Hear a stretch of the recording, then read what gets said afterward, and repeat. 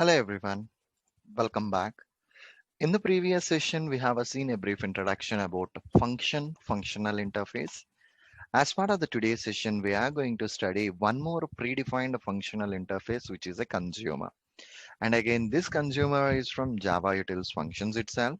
And what is the significance of this consumer and how this is differ from predicate and as well as a function is, I know predicate will accept one data type and it's going to return a Boolean value, and function will accept an input type and as well as it's going to get a return type as an output for me. The similar way, what this consumer is going to do means it's going to accept the data types or a input type.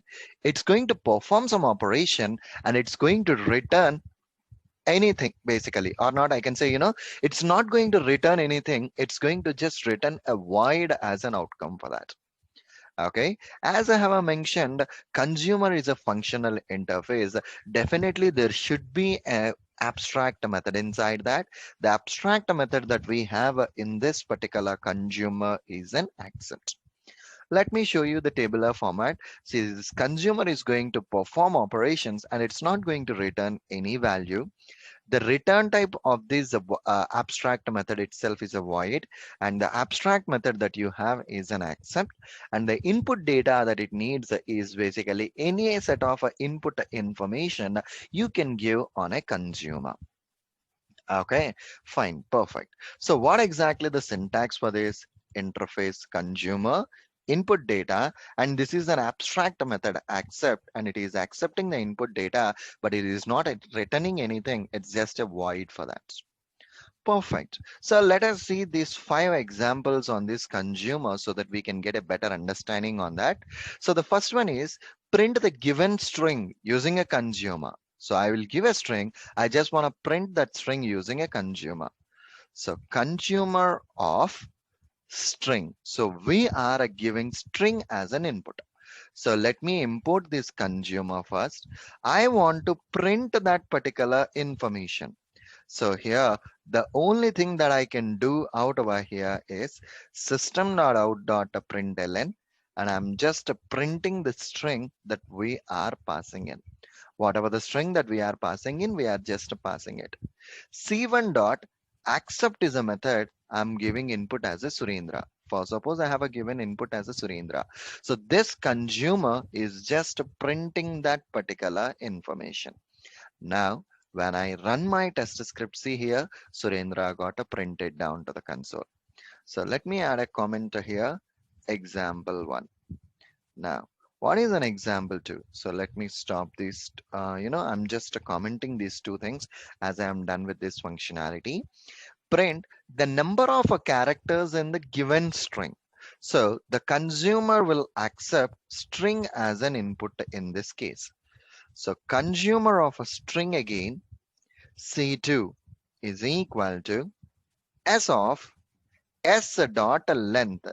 See here, I'm trying to get the length and I'm leaving like this. So whenever I'm just leaving like this, basically consumer of a string S dot length. So this S dot length is a method which will be retrieving the number of characters from the given string. And now C2 dot accept is a method I'm calling Surendra as of now. Okay, I'm just calling Surendra as of now. And now let me try to run my test script. So let us see what exactly it's executing. 1 second, where is my console? Yeah. Okay, so what happened to this consumer? Why it is not considering it? Consumer C of a string basically, string 2 as dot length.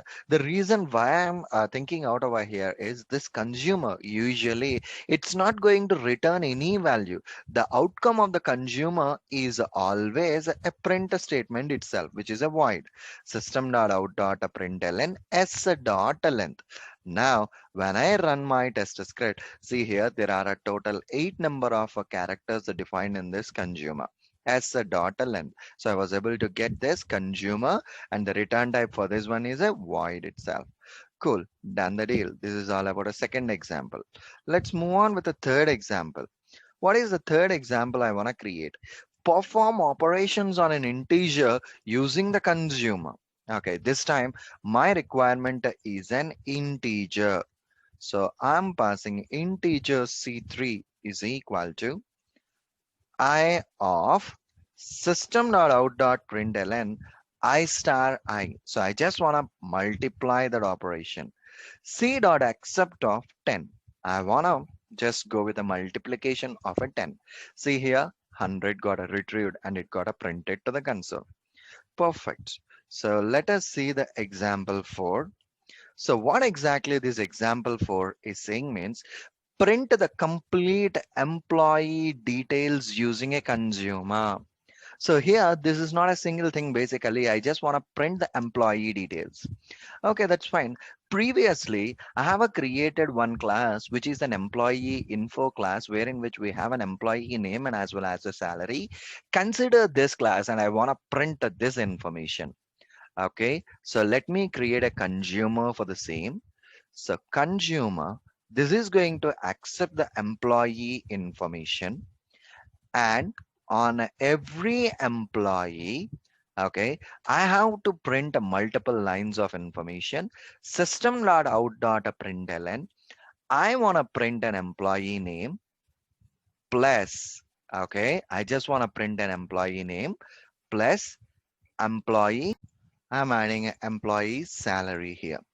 That's it. So this is the consumer that is adding an employee name and as well as an employee salary in a single line. That's fine. This is what my consumer for is. Okay. To work on this information, definitely I should have a records for this employee. Even is equal to new employee information of Surendra and his salary. Assume that it's 10,000. And now we need to call this consumer. C4 a dot accept is a method and a even of information. Okay, I'm just asking it to accept this even of information. So when I run my test script, see this information got a retrieved and it got a printed down to the console. As of now, you have a only one set of a entry. If you want to create a multiple sets of entries, the only thing that I need to do is I need to create an array list, right? An array list of this employee information.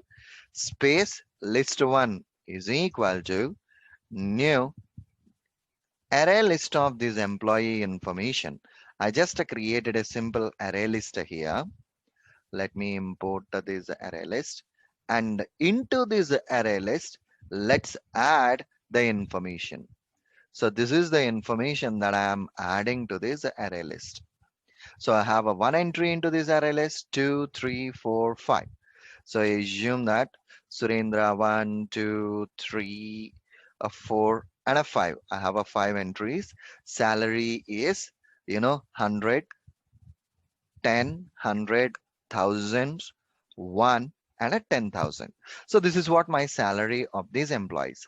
Now, if I want to use this consumer on all these values, what I can do for basically this for should work on a EMP information on every value present in a list. And here, what I want to do is C for a dot accept of EMP information.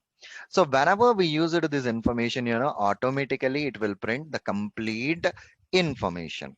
So here, what I thought is, okay, that's fine. It's just printing down the information as part of the fourth scenario.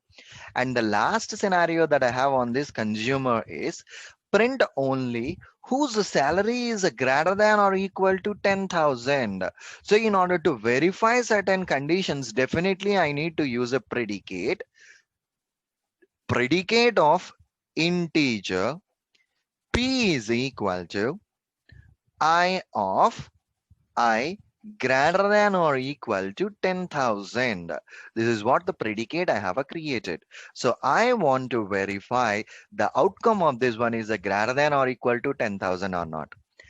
If p dot test basically, and so here this time the p is not going to work on this integer. Basically my p should work on the set of values, Right.